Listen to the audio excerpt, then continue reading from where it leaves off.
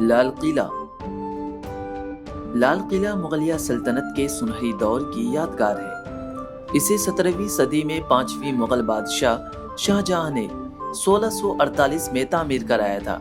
لگ بھگ 250 ایکڑ زمین پر بنا یہ قلعہ فن تعمیر کا یہ شاہکار لال پتھروں سے بنایا گیا ہے۔ لال قلعے کا ڈیزائن اس وقت کے مشہور ماہر فن تعمیرات وسطاد احمد لاہوری تیار کیا تھا۔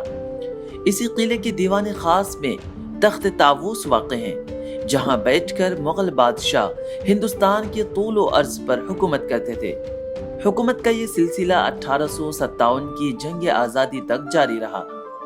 لال قلعے کو سب سے پہلے قلعہ مبارک کہا گیا، پھر قلعہ شاہ جہان باد اور پھر قلعہ معلیٰ کہلایا۔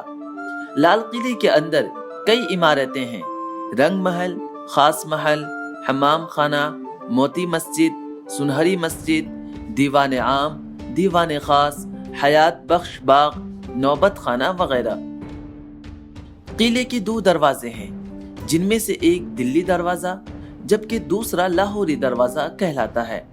جب یہ قلعہ تعمیر کیا گیا تھا تو اس وقت دریائے جمنا قلعے کی دیوار کو چھو کر گزرتا تھا، لیکن اب وہ کچھ فاصلے پر بہتا ہے۔